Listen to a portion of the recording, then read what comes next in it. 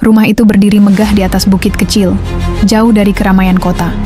Dari luar, rumah itu tampak seperti tempat yang indah untuk tinggal. Halaman luas, cat dinding yang masih baru, dan pagar putih yang selalu tertutup rapat. Tapi bagi Ilham, bocah berumur 8 tahun yang baru beberapa minggu tinggal di dalamnya, rumah itu terasa seperti kotak sunyi yang terus mengecil hari demi hari. Ilham tidak banyak bicara sejak ibunya meninggal. Hanya sesekali dia menggumamkan doa atau memeluk erat foto ibunya yang diselipkan di balik sarung bantal. Foto itu buram, warnanya mulai pudar, tapi Ilham hafal senyuman di wajah wanita dalam gambar itu. Senyum yang dulu menemaninya tidur, bangun, dan bertahan saat perut kosong. Hari ketika ibu Ilham meninggal adalah hari yang kabur dalam ingatannya. Rumah kontrakan kecil itu penuh orang, suara tangis dan bisikan. Ada seseorang yang menggandeng tangannya, lalu memperkenalkannya pada sepasang suami istri yang tampak sangat rapi dan wangi. Harun dan Wina. Begitu nama mereka. Mereka bilang, "Kami akan mengurusmu, Nak. Kamu sekarang bagian dari keluarga kami."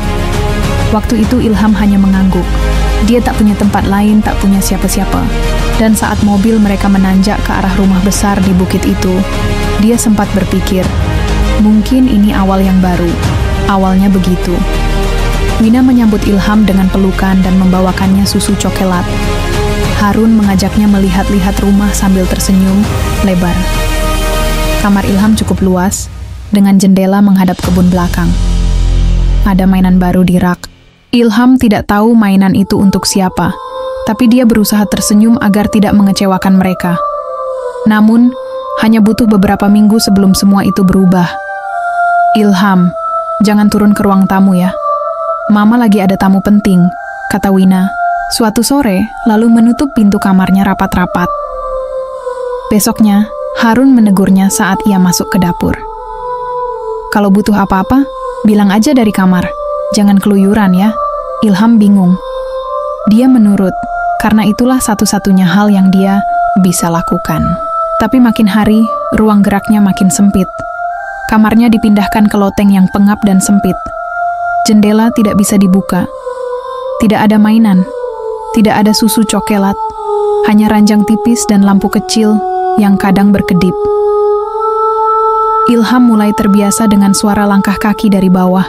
Harun dan Wina sering tertawa keras, mengadakan pesta dengan musik yang memekakkan telinga. Kadang Ilham mengintip dari sela pintu, melihat orang-orang berpakaian mewah lalu tertawa sambil memegang gelas anggur. Tidak ada yang menanyakan Ilham, tidak ada yang ingat dia tinggal di lantai atas. Makanan datang sekali sehari, itu pun kadang hanya sepotong roti dan air putih. Pernah 3 hari berturut-turut Ilham hanya makan sisa bubur dingin. Ia tak berani protes. Ia takut jika bersuara, dia akan benar-benar dibuang. Saat malam turun dan lampu dimatikan, Ilham memeluk bantalnya dan berbisik pelan. "Bu, Ilham kangen. Ilham capek, Bu." Kadang, dalam mimpi, ia melihat ibunya tersenyum, mengulurkan tangan dari balik cahaya. Tapi begitu ia menjangkau, ibu itu lenyap, dan Ilham terbangun dengan mata basah. Hari-hari pun berlalu. Wina makin jarang menyapanya. Harun tidak pernah menengok ke loteng, seolah mereka benar-benar lupa bahwa di dalam rumah itu ada seorang anak kecil yang menunggu, lapar, dan sepi. Yang Ilham tahu, ia hanya ingin sekali saja mendengar suara orang memanggil namanya dengan sayang. Bukan dengan nada dingin, bukan dengan kemarahan. Ia ingin sekali menyentuh rumput, melihat langit, berlari tanpa takut dimarahi, tapi semua itu hanya tinggal keinginan. Karena rumah besar di atas bukit itu kini jadi penjara, dan Ilham, anak kecil dengan hati yang mulai lelah, hanya bisa bertahan dengan sisa-sisa harapan yang setiap hari makin menipis. Namun, yang tak diketahui oleh Harun dan Wina adalah bahwa segala perbuatan, sekeras apapun disembunyikan, akan tetap tercatat. Dan suatu hari, rumah itu tak lagi akan sunyi karena Ilham, tapi akan penuh suara. Suara dari langit, suara azab, suara penyesalan. Tapi untuk saat ini, Ilham hanya bisa menunggu. Dalam diam, jendela di kamar loteng Ilham selalu tertutup rapat. Bukan karena dia tak ingin membuka, tapi karena jendelanya memang macet. Pegangan kayunya lapuk, engselnya berkarat, dan kaca luarnya sudah lama buram karena debu. Di balik jendela itu, Ilham tahu ada dunia, ada angin, ada burung, ada suara yang dulu biasa ia dengar dari rumah kontrakan bersama ibunya. Suara ayam, anak-anak bermain, dan tukang sayur lewat sambil teriak, "Sayur!" Tapi di sini, yang ia dengar hanya bunyi angin yang menggerus atap, derit papan, dan kadang suara musik dari lantai bawah. Suara tawa, suara gelas beradu, suara hidup yang terasa jauh sekali dari jangkauannya. Hari-harinya seperti benang kusut yang tak pernah selesai. Bangun, duduk, menunggu. Kadang ia mengira, sudah malam padahal masih siang, atau sebaliknya. Cahaya yang masuk lewat celah jendela tak pernah cukup untuk memberitahu waktu. Tak ada jam di kamarnya, tak ada kalender, bahkan tak ada cermin. Semua benda yang bisa menghubungkannya ke dunia luar terasa, seperti barang mewah yang tak layak, ia miliki. Ilham mulai menghitung hari lewat sisa roti basi yang diberi. Sekali sehari, pintu akan terbuka sedikit, cukup untuk tangan Wina meletakkan piring kecil. Tanpa sapaan, tanpa tatapan. Hanya suara langkah naik tangga, letakan piring, lalu langkah turun lagi. Ilham tidak tahu kenapa ia diperlakukan begitu. Awalnya ia pikir dia melakukan kesalahan. Mungkin ia terlalu berisik, atau terlalu cerewet. Tapi sekarang ia sudah diam. Sudah tak pernah mengganggu. Namun tetap saja ia diabaikan. Seperti tak pernah ada. Ia mencoba menulis sesuatu di dinding dengan pecahan arang dari bingkai ranjang yang patah. Menulis namanya sendiri, Ilham. Lalu di bawahnya, Ibu. Lalu lagi, Aku lapar. Tapi lambat laun, tulisan itu pun mulai pudar, terkena debu, tergesek bantal. Seperti harapannya yang juga mulai hilang. Kadang ia mengintip lewat sela pintu. Terlihat sedikit koridor gelap dan tangga menurun. Tapi dia tahu, sekali ia turun tanpa izin, Harun bisa marah besar. Pernah sekali, dia nekat turun hanya untuk mencari air. Saat itu dia haus, sangat haus, tapi belum sampai dapur Wina sudah melihatnya. "Apa yang kamu lakukan?" bentak Wina. Matanya tajam seperti jarum.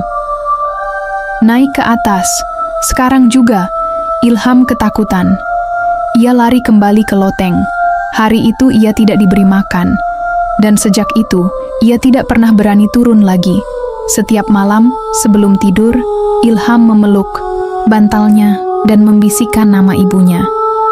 Ia tak tahu apakah ibu bisa mendengar dari langit sana, tapi ia percaya, karena hanya itu yang bisa membuatnya bertahan. Di malam tertentu, angin masuk lewat celah jendela yang rusak, membawa aroma tanah, basah, dan dingin. Ilham menutup tubuhnya dengan selimut tipis yang sobek. Ia melihat langit yang hanya sepotong dari balik kaca buram. Ada satu bintang yang kadang muncul. Ia beri nama bintang itu Bu, karena hanya itu yang menyala dalam gelap. Ilham mulai bicara pada dinding. Pada boneka kecil yang ia buat dari kaus, kaki dan kapas, boneka itu ia beri nama Lilo. "Lilo, besok kira-kira ada roti nggak ya? Kalau aku mati, ibu bakal jemput aku nggak, Lilo?" Suaranya pelan, nyaris seperti gumaman. Tapi itu lebih baik daripada diam terus dan mendengar suara perutnya sendiri yang keroncongan. Di malam ke-30, Ilham tak yakin itu malam keberapa sebenarnya. Ia menggigil lebih hebat dari biasanya. Langit mendung dan hujan mulai turun. Atap bocor. Air menetes perlahan tepat ke samping ranjangnya. Dinginnya menusuk. Tapi Ilham tidak bergerak. Ia hanya menatap ke atas, menahan air mata. "Aku nggak minta apa-apa," bisiknya. "Cuma, pengen ada yang ingat aku masih ada." Dari lantai bawah, terdengar tawa keras Harun dan teman-temannya. Wina menyetel musik kencang. Aroma masakan menguar ke atas. Bau sate atau ayam bakar. Ilham menelan ludah.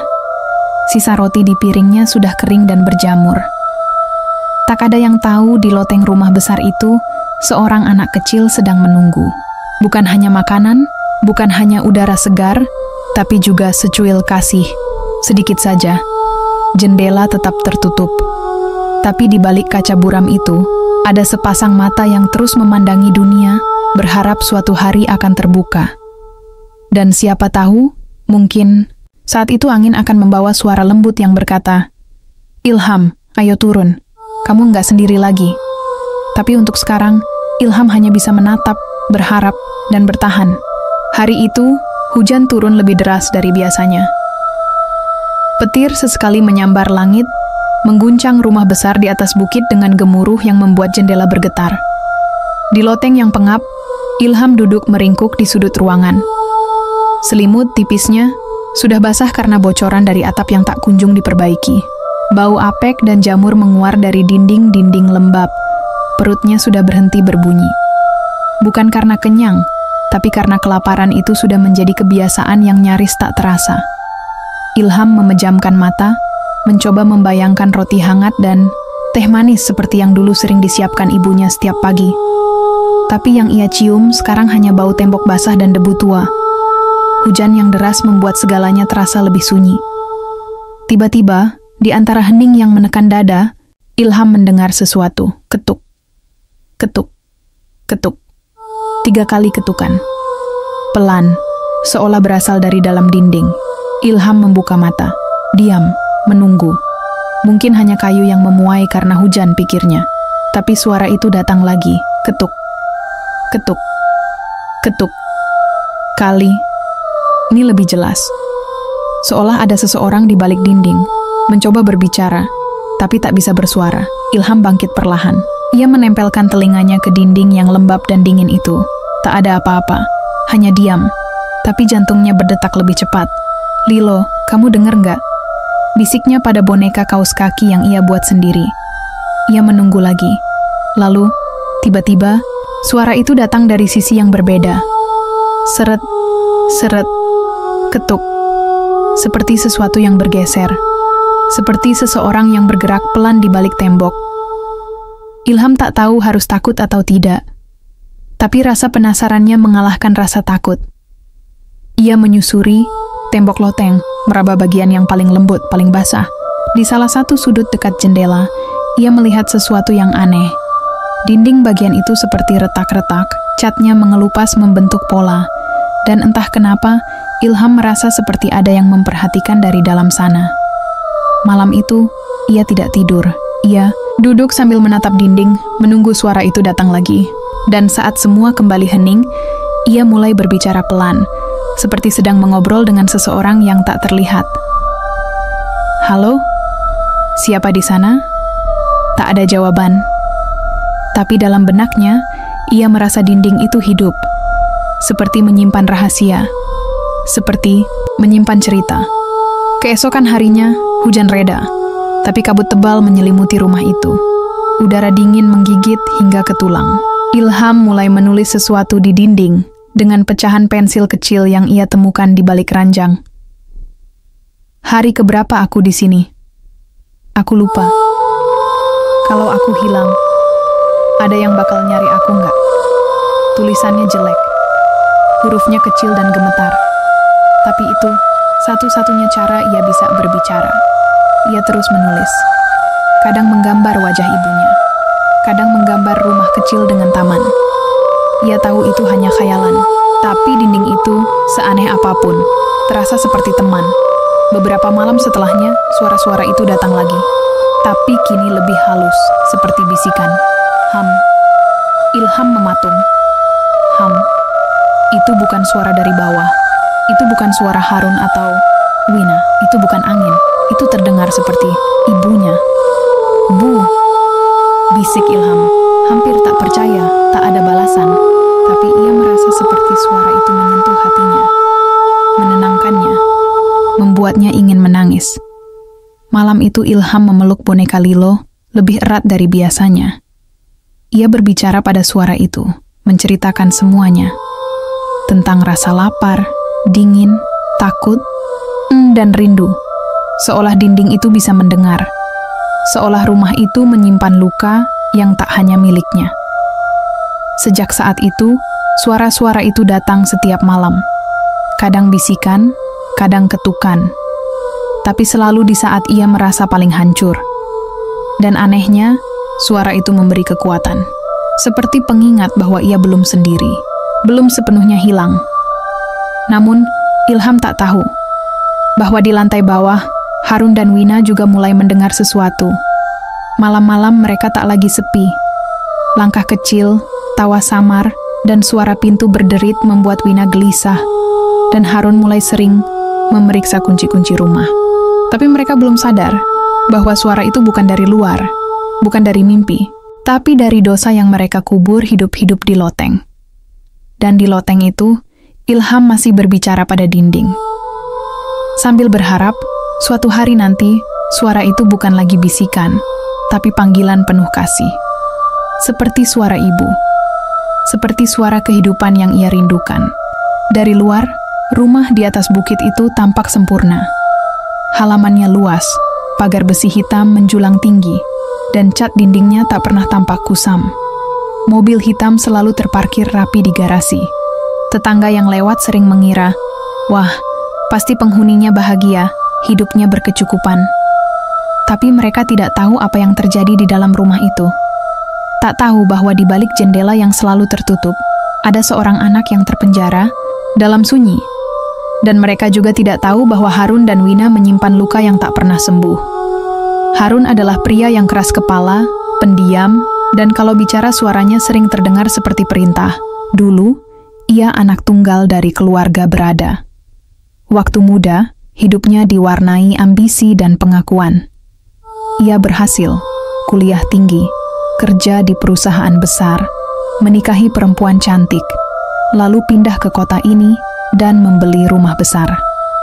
Wina, istrinya, punya masa lalu yang lebih rumit. Dibesarkan dalam keluarga yang penuh kekerasan, ia belajar sejak kecil untuk menekan perasaan. Ia terbiasa tidak menangis, tidak bicara soal rasa, tidak mengeluh. Semua harus tampak sempurna di luar, meskipun dalam hatinya penuh lubang. Mereka menikah bukan karena cinta yang dalam, tapi lebih karena waktu dan kesempatan. Dan ketika anak pertama mereka meninggal saat masih bayi karena komplikasi lahir, mereka tidak pernah benar-benar sembuh. Harun menyalahkan Wina. Wina menyalahkan dirinya sendiri. Mereka tidak bicara soal itu selama bertahun-tahun. Tak ada konseling, tak ada pelukan, tak ada upaya saling menguatkan. Yang ada hanya diam. Dan dari diam itulah lahir dingin. Jarak. Dendam yang tak terlihat. Ketika adik dari Wina meninggal dunia karena kecelakaan dan meninggalkan seorang anak bernama Ilham, saat itulah semuanya berubah. Apa kita harus rawat anak ini? Tanya Wina. Waktu pertama kali mereka menerima telepon dari rumah sakit, Harun mendesah. Kita, ngurus anak orang, kita aja udah gagal. Tapi dia keponakanku. Dia nggak punya siapa-siapa lagi. Akhirnya Ilham dibawa ke rumah mereka. Waktu itu, ia baru berusia 6 tahun. Masih kecil, belum banyak bicara, dan masih syok karena kepergian ibunya. Awalnya mereka menaruhnya di kamar tamu. Tapi setelah beberapa minggu, Harun mulai merasa terganggu. Dia terlalu diam, bikin aku nggak nyaman. Selalu ngeliatin aku kayak gitu. Wina, yang sudah lama kehilangan rasa keibuan karena luka lama, mulai merasa asing dengan keberadaan Ilham. Ia tidak tahu harus bersikap seperti apa. Memberi makan, bicara, memeluk. Ia tidak pernah belajar semua itu. Dan saat Ilham mulai bertanya, kapan ibu pulang? Atau aku bisa sekolah nggak? Wina merasa tertekan. Ia tak sanggup menjawab. Ia tak sanggup melihat mata polos yang selalu mengingatkannya pada kehilangan. Hari demi hari, perlakuan mereka berubah. Dari cuek menjadi dingin. Dari dingin menjadi pengabaian. Dari pengabaian menjadi pengurungan. Biar dia di atas aja. Dia nggak ganggu siapa-siapa di sana, kata Harun. Dan Wina hanya diam. Ia tidak setuju, tapi juga tidak melawan. Ia membiarkan semuanya terjadi. Dan hari berganti minggu, minggu berganti bulan. Ilham tak pernah keluar dari loteng lagi. Di ruang makan malam itu, Wina menyajikan sup panas. Harun duduk sambil memainkan sendoknya, tampak gelisah. "Kamu dengar suara tadi malam?" tanya Harun tiba-tiba. "Suara apa?" "Langkah kecil di lorong atas. Seperti anak kecil lari." Wina diam. Matanya berkedip pelan. "Itu mungkin Ilham. Dia nggak bisa keluar dari loteng. Pintu dikunci kan?" Wina mengangguk pelan, tapi dalam hatinya ada rasa tak enak. "Kadang aku mimpi," gumam Harun. "Mimpi anak kecil berdiri di sudut kamar, ngeliatin aku. Diam. Mukanya nggak kelihatan, tapi rasanya aku tahu itu Ilham." Suasana di meja makan berubah dingin. Wina menggenggam sendok lebih erat. Ia juga sering merasa ada yang menatap dari tangga. Kadang lampu berkedip sendiri, atau suara ketukan muncul dari loteng, tapi ia tak pernah cerita. "Harun," bisik Wina, "menurutmu, kita jahat nggak?" Pertanyaan itu seperti pecahan kaca yang dilempar ke tengah ruangan. Harun menatap istrinya lama, lalu menunduk. "Kita cuma nggak tahu cara jadi orang tua," katanya pelan. "Itu aja. Tapi dia anak kecil. Aku tahu." Dan untuk pertama kalinya dalam waktu yang sangat lama, Wina menangis. Bukan histeris, bukan keras, tapi pelan, menetes satu-satu, seperti genting bocor di loteng rumah mereka. Malam itu, Wina berdiri di tangga, menatap ke arah atas. Ia membawa piring berisi roti dan segelas susu. Tangannya gemetar. Tapi ia naik juga. Sesampainya di depan pintu loteng, ia berdiri lama, mengetuk pelan. Tapi tak ada jawaban. Dari dalam, hanya ada sunyi. Langit sore berubah muram. Awan bergulung perlahan, menggantung berat seperti beban yang tak pernah dilepaskan. Udara di dalam loteng kian lembab dan dingin. Ilham menggigil di balik selimut tipis, tubuhnya lemas, napasnya pendek. Sudah 2 hari lebih makanan tak datang. Biasanya, meskipun telat, Wina akan meninggalkan sepotong roti atau air putih di depan pintu. Tapi sekarang, tidak ada apa-apa. Bahkan suara langkah kaki di tangga pun hilang. Seperti rumah ini semakin lupa kalau ada nyawa kecil di atas sini. Perut Ilham sudah tak terasa sakit lagi. Mungkin karena rasa lapar sudah jadi teman setia. Tapi matanya makin sayu. Tubuhnya makin ringan. Ia sering terbangun karena kedinginan. Lalu tertidur lagi karena tak punya tenaga untuk sekadar duduk. Namun, di tengah sekarat yang merayap diam-diam, suara itu datang lagi. Ham, lembut, hangat. Seperti bisikan embun di pagi hari. Ilham membuka mata pelan. Ia menoleh ke arah dinding di sisi kirinya. Dinding itu, yang sejak dulu jadi tempatnya mencurahkan isi hati, kini terlihat berbeda. Ada cahaya samar, seperti cahaya lilin di tengah kabut.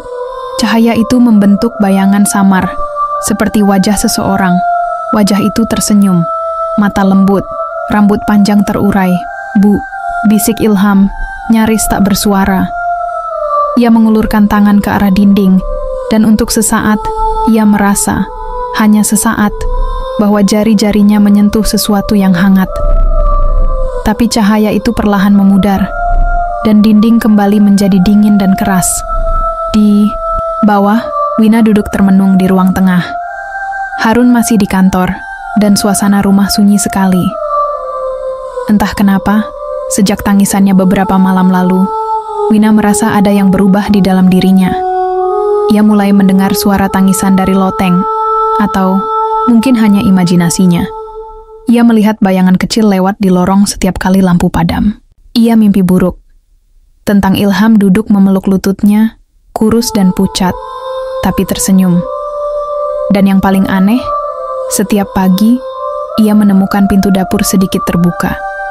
Padahal ia yakin sudah menguncinya. Hati kecilnya mulai menggugat. Satu malam ia memberanikan diri naik lagi ke loteng.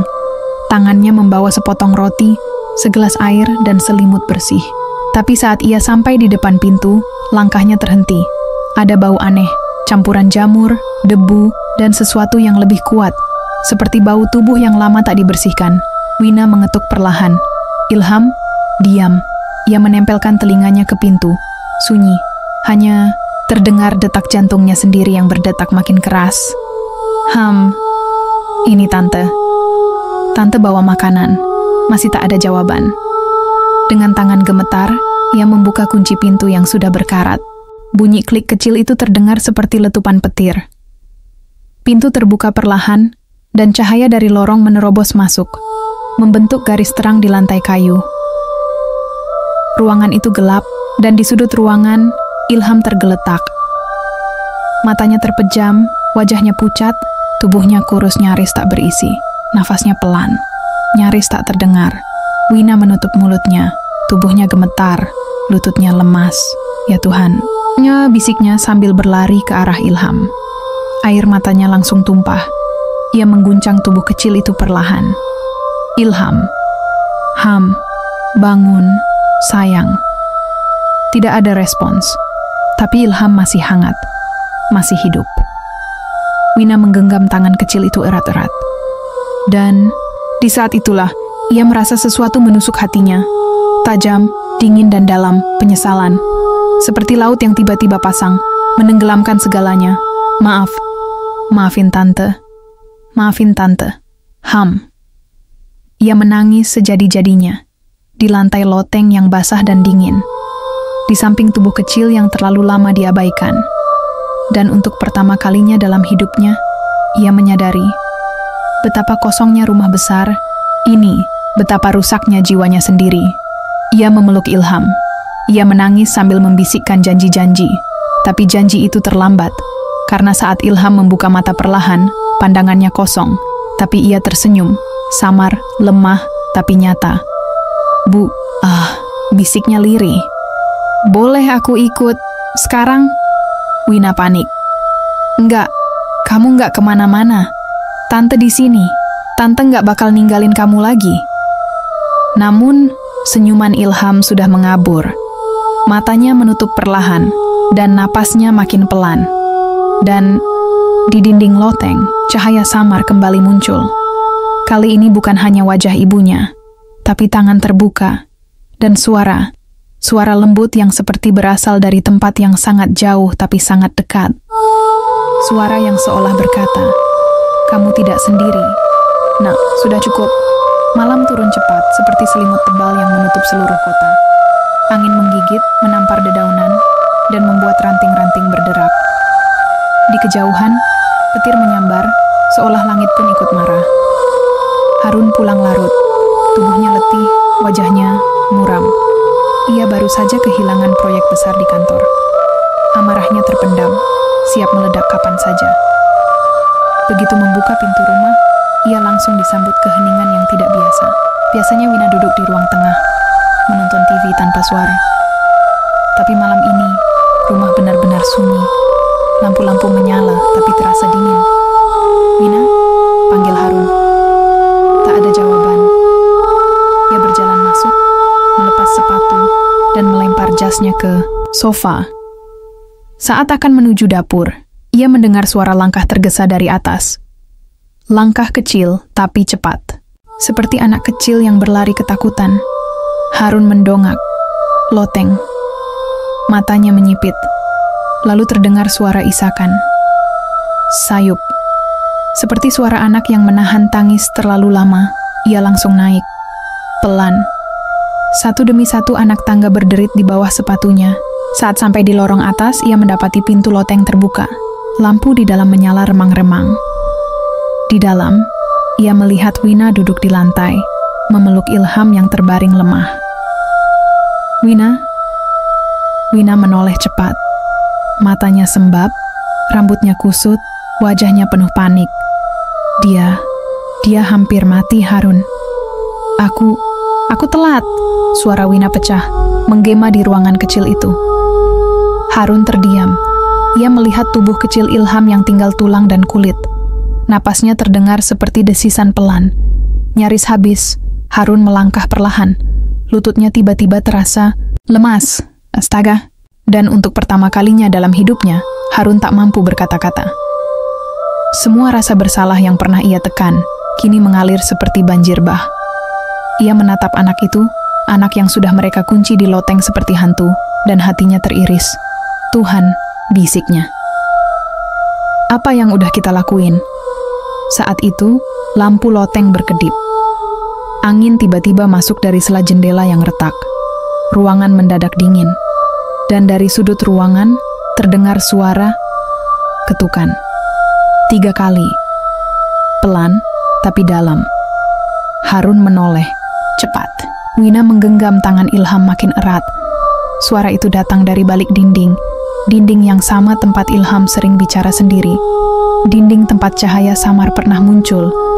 Dan kemudian, dorrer, lampu meledak. Gelap, Wina menjerit. Harun buru-buru. Mengeluarkan ponselnya dan menyalakan senter.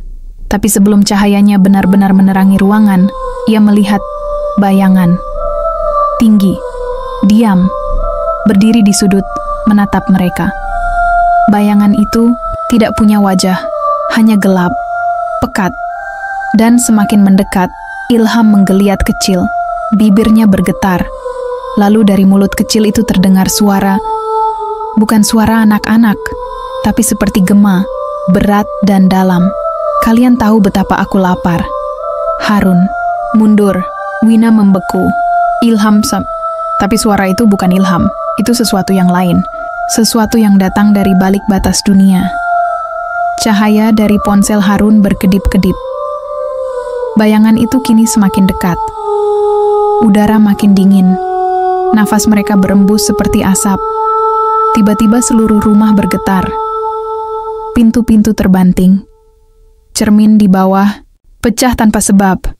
Televisi menyala sendiri, menampilkan wajah anak kecil, bukan Ilham, tapi anak lain, pucat, dengan mata hitam penuh luka. Banyak anak yang dibuang di rumah besar seperti ini. Suara itu bergema dari segala arah. Lapar, sepi, ditinggal, mati. Harun dan Wina kini duduk berpelukan, gemetar. Mereka menatap tubuh Ilham yang kini mengambang sedikit dari lantai. Matanya terpejam, tapi wajahnya tenang. Senyum tipis tergambar di bibirnya. Dan dari langit-langit, tetesan air mulai menetes. Tapi bukan air biasa, merah. Tetesan darah, satu persatu, seperti hujan azab dari langit rumah. Azab bukan soal petir dan api, suara itu bergema. Tapi soal disaksikan betapa rusaknya hati kalian sendiri. Lalu semuanya sunyi, lampu menyala, kembali. Loteng kembali seperti semula. Tidak ada bayangan. Tidak ada suara. Tidak ada darah. Ilham tergeletak seperti biasa. Hanya kini wajahnya lebih damai. Nafasnya masih ada. Wina memeluknya erat. Harun terjatuh duduk. Air matanya menetes. Malam itu, mereka berdua tidak tidur.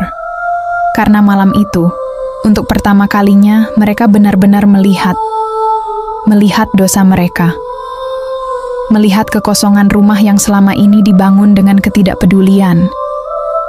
Melihat bahwa azab bukan hanya menimpa anak kecil yang disakiti, tapi menghantam batin orang dewasa yang membiarkannya. Rumah itu tak lagi sama, suasananya berubah. Tak hanya karena kengerian yang mereka alami, tapi karena mereka tahu, itu bukan sekadar mimpi buruk, itu adalah peringatan. Dan yang lebih menakutkan dari peringatan, adalah penyesalan yang datang terlambat. Wina tak bergeming dari sisi Ilham.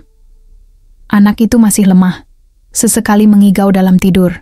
Tangannya kadang menggenggam udara, seolah meraih sesuatu yang tak terlihat. Wina menyeka keringat di dahi Ilham, lalu memeluk tubuh mungil itu erat-erat. "Maaf, nak. Maaf. Tante bodoh banget." Air matanya terus menetes. Di dalam kepalanya, suara-suara mulai bermunculan. Suara ibunya sendiri saat kecil. "Kalau kamu nggak nurut, nanti dimasukin ke kamar gelap, ya." Suara ayahnya. "Nggak usah nangis. Anak kecil tuh harus kuat."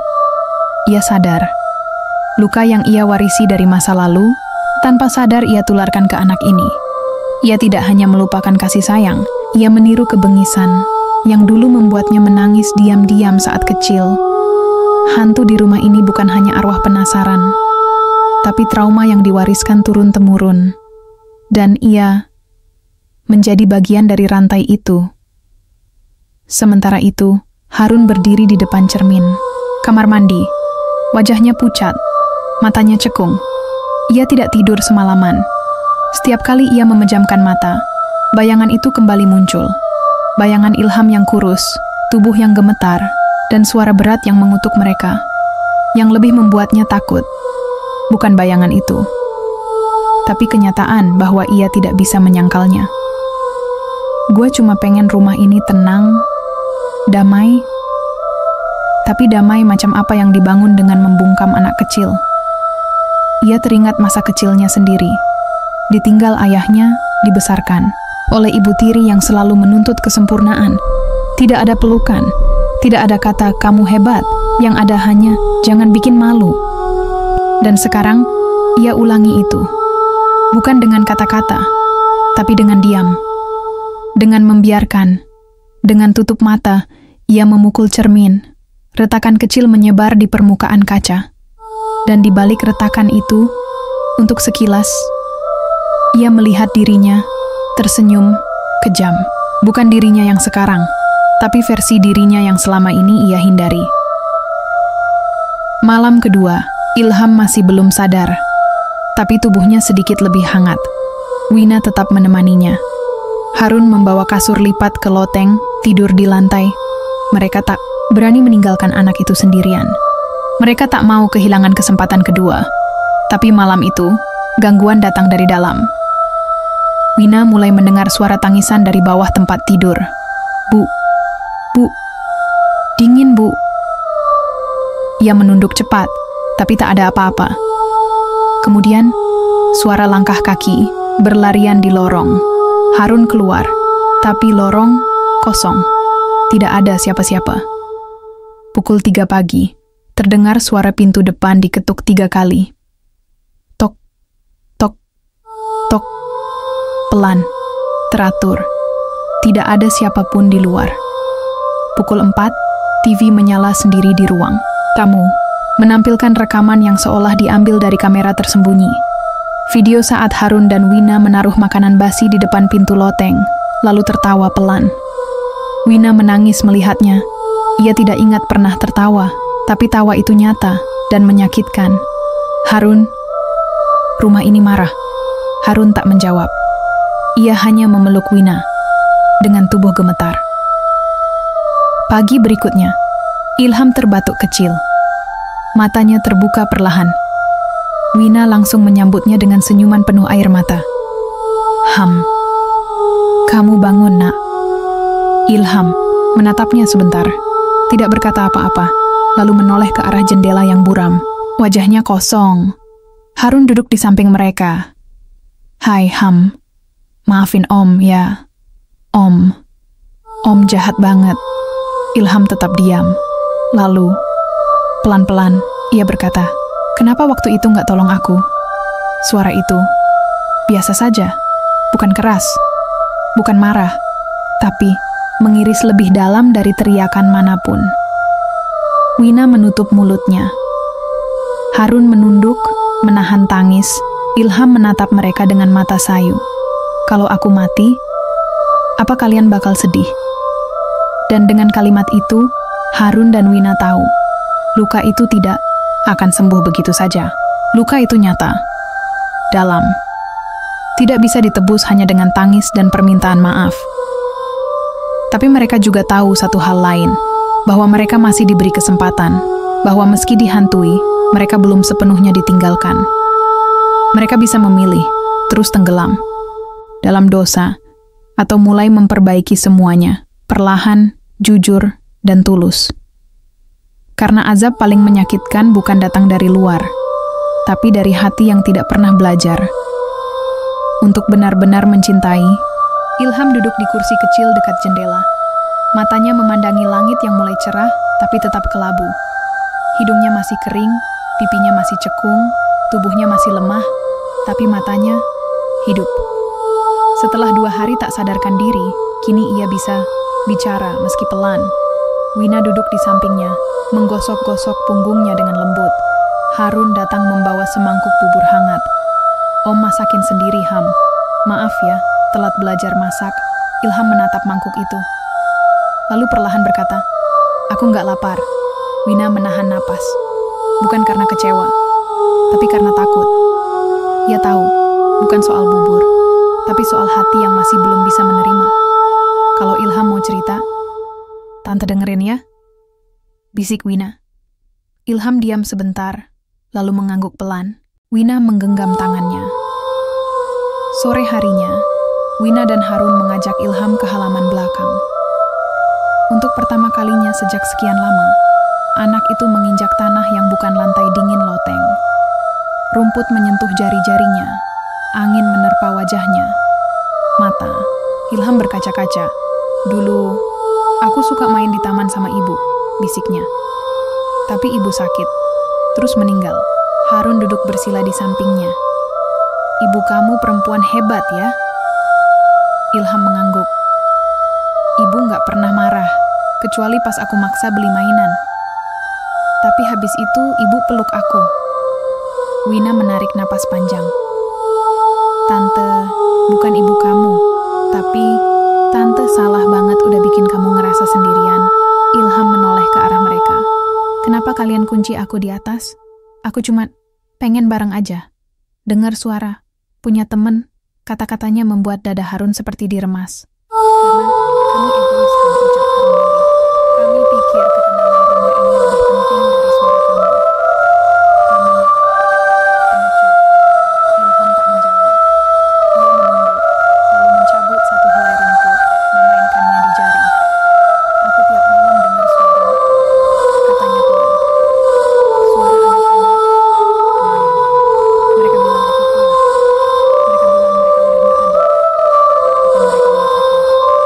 Harun dan Wina saling pandang. Wina memberanikan diri bertanya. Anak-anak itu, siapa Ham? Ilham menatap lurus ke tanah. Mereka yang dulu juga pernah dikurung, atau dibuang, atau nggak disayang. Harun merinding. Mereka bilang, aku satu-satunya yang masih bisa selamat, tapi harus bisa. Maafin. Wina menggenggam. Tangan Ilham lebih erat. Kalau Ilham belum bisa maafin Tante, nggak apa-apa. Tante tunggu. Sampai kapanpun. Ilham menatapnya. Matanya berkaca. Aku bukan Tuhan. Tapi, aku nggak mau kayak kalian. Diam sejenak. Aku maafin. Tapi, jangan lakuin itu ke anak lain. Harun meneteskan air mata. Ia menunduk, meletakkan tangan di dada. Om janji, Ham. Om janji. Dan untuk pertama kalinya, Harun memeluk Ilham. Bukan karena takut kehilangan, bukan karena rasa bersalah semata, tapi karena ia sungguh-sungguh ingin memberi kasih sayang. Malam itu, rumah itu tak lagi bergetar. Tidak ada bayangan hitam, tidak ada ketukan, tidak ada suara dari balik dinding rumah. Itu akhirnya benar-benar sunyi. Tapi bukan sunyi yang menyakitkan, melainkan sunyi yang damai. Pagi-pagi, Harun dan Wina duduk bersama Ilham di meja makan. Mereka menyantap sarapan sederhana. Ilham sudah mulai bicara lebih banyak. Ia cerita tentang boneka gajahnya yang tertinggal di rumah nenek. Ia cerita soal pelajaran yang paling ia suka. IPA, katanya. Karena bisa tahu kenapa bunga tumbuh dan kenapa bulan bersinar. Harun mencatat semua. Wina tertawa sesekali, membenahi rambut Ilham yang awut-awutan senyum itu, murni, dan untuk pertama kalinya Ilham tertawa kecil.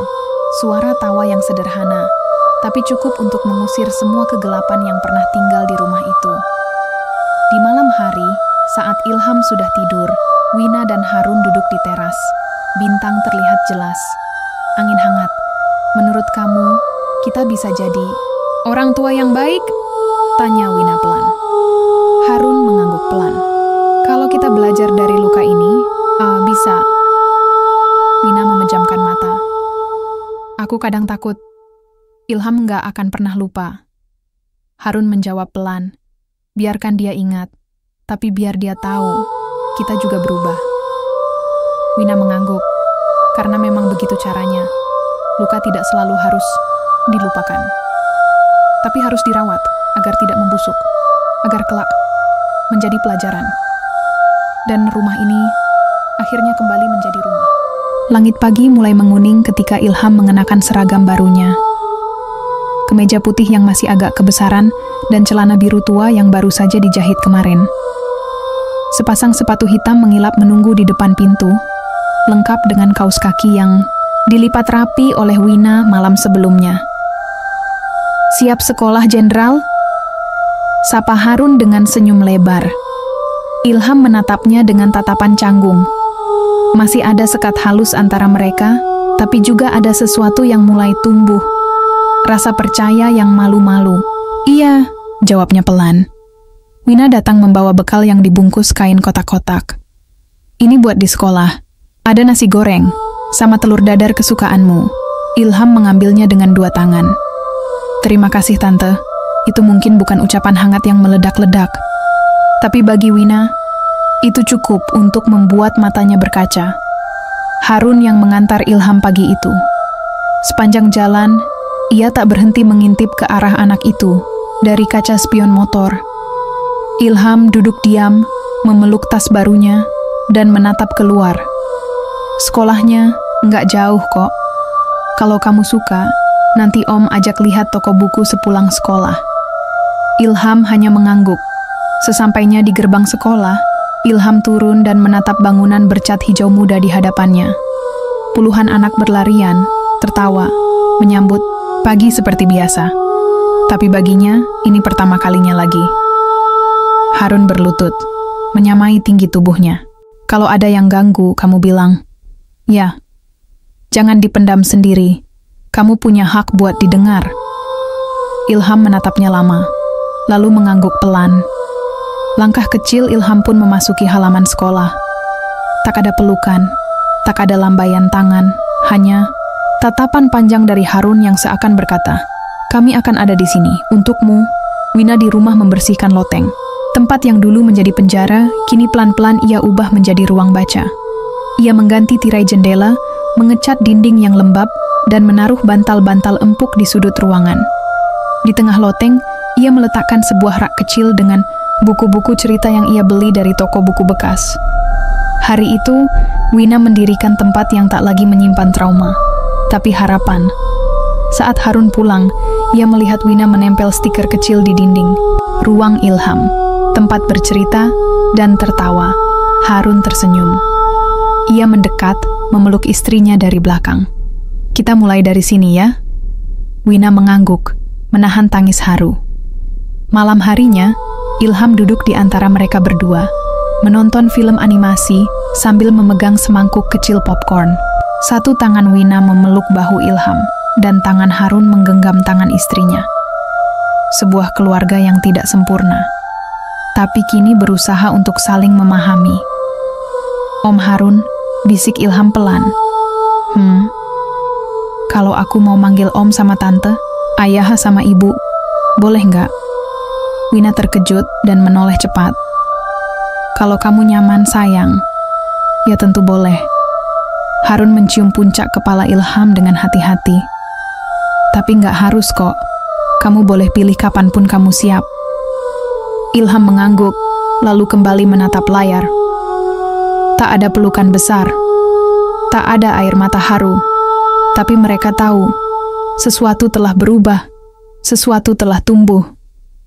Di hari-hari berikutnya, Harun mulai terlibat dalam komunitas perlindungan anak di kota mereka.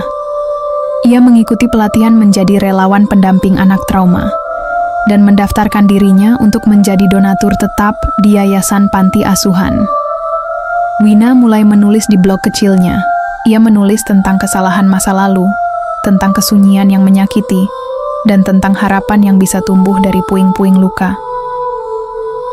Beberapa orang membaca, beberapa membalas dengan cerita mereka sendiri, dan disitulah Wina menemukan kekuatan, bahwa menyuarakan penyesalan bukan kelemahan, melainkan kekuatan paling tulus yang bisa dimiliki manusia. Suatu sore, mereka bertiga duduk di halaman belakang. Ilham membawa buku IPA-nya dan bercerita tentang fotosintesis. Jadi, daun itu kayak dapur. Dia masak makanan buat pohon. Wina dan Harun tertawa mendengar penjelasan polos itu. Terus, kayak kita dong, kata Harun. Loh kok? Tanya Ilham. Ya, rumah ini sekarang jadi tempat masak makanan juga. Tapi bukan buat tubuh, buat hati. Ilham berpikir sejenak, lalu tersenyum lebar. Iya, rumah ini sekarang udah nggak dingin kayak dulu. Dan untuk pertama kalinya, Harun dan Wina percaya mereka bisa jadi orang tua yang cukup baik. Bukan karena mereka sempurna, tapi karena mereka memilih untuk berubah dan tetap tinggal. Hujan turun pelan sore itu. Bukan hujan deras yang menakutkan, tapi gerimis lembut yang menari di atas genting. Ilham duduk di dekat jendela, memandangi butir-butir air yang saling berkejaran, membentuk garis-garis tak beraturan. Ia menggambar sesuatu di buku sketsanya.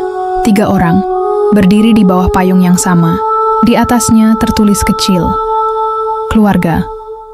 Wina duduk di meja makan, menjahit kancing baju sekolah Ilham yang lepas. Harun sibuk di sudut rumah, memperbaiki mainan robot yang patah sayapnya. Tak ada yang bicara, tapi tak ada pula keheningan yang menusuk. Rumah itu tak lagi sunyi dalam arti kelam. Sekarang, sunyinya nyaman. Malam harinya, Ilham meminta tidur di tengah-tengah mereka. Biasanya ia malu-malu, tapi entah mengapa malam itu ia ingin berada lebih dekat. Wina membacakan cerita sebelum tidur, lalu Harun mengecup keningnya. Kalau kamu bisa minta satu hal, apa yang kamu mau? Ilham berpikir sejenak. Matanya sudah setengah terpejam. Aku pengen rumah ini jangan berhenti sayang sama aku. Wina menggenggam tangan kecil itu. Rumah ini udah belajar, nggak akan lagi berhenti. Ilham tersenyum dalam tidur. Beberapa bulan kemudian, rumah itu berubah banyak. Loteng kini menjadi ruang favorit Ilham. Ia belajar di sana, membaca, menggambar, bahkan kadang tertidur di antara bantal-bantal empuk. Di dinding, tergantung banyak gambar. Pohon, langit, bintang, dan wajah perempuan berkerudung yang selalu tersenyum. Ibu, kata Ilham saat Harun bertanya. Rumah itu kini juga sering kedatangan tamu, anak-anak dari panti asuhan, relawan komunitas. Anak dan tetangga yang dulu hanya bisa menebak-nebak dari luar. Harun dan Wina membuka rumah mereka untuk siapa saja yang butuh tempat istirahat, bahkan sekadar secangkir teh dan cerita hangat. Tidak ada lagi rahasia yang dikubur di balik loteng, tidak ada lagi ruang terkunci. Semua pintu kini terbuka, dan anehnya, rumah itu jadi terasa lebih ringan, lebih hidup. Di suatu sore, Ilham berdiri di halaman belakang. Di tangannya ada selembar kertas. Ia mengangkatnya tinggi-tinggi ke angin, lalu melepaskannya. Kertas itu melayang, menari, lalu jatuh di atas rumput. Di sana tertulis, "Untuk ibu, aku sudah nggak sendiri, aku punya rumah baru. Tapi aku nggak lupa. Aku janji akan tumbuh jadi anak yang kuat, kayak ibu dulu." Wina menyaksikannya dari jendela. Air matanya menetes, tapi kali ini bukan karena penyesalan, melainkan haru. Harun memeluk istrinya dari belakang. Mereka tak berkata apa-apa, tapi di dalam dada mereka ada suara yang tak perlu diucapkan. Kita bisa berubah. Kita sudah berubah. Malam itu, saat semua sudah tidur, rumah itu diam, tapi bukan sunyi mencekam, melainkan keheningan yang damai. Tak ada lagi suara ketukan. Tak ada lagi bayangan. Tak ada lagi jeritan dari dinding. Rumah itu sudah memaafkan, karena orang-orang di dalamnya sudah belajar mencintai. Epilog setahun kemudian, Ilham membacakan puisinya di acara sekolah. Suaranya masih pelan, tapi jelas. Matanya menatap teman-temannya, lalu menoleh ke arah 2 orang di bangku belakang, Wina dan Harun, yang berdiri sambil menahan tangis. Aku dulu diam, karena dunia menutup telinga. Tapi sekarang, aku bicara. Karena rumahku sudah membuka hati. Aku dulu terkunci. Tapi sekarang aku bebas. Bukan karena kuncinya dibuka, tapi karena hatiku tak lagi takut untuk disayangi. tepuk. Tangan memenuhi ruangan. Tapi yang paling hangat datang dari pelukan Harun dan Wina saat Ilham turun panggung. Dan di pelukannya, untuk pertama kali, Ilham berbisik, "Ayah, Ibu, makasih ya." Mereka menangis, tak bisa berkata apa-apa. Tapi mereka tahu, akhirnya suara itu kembali, dan rumah itu bukan lagi rumah tanpa suara.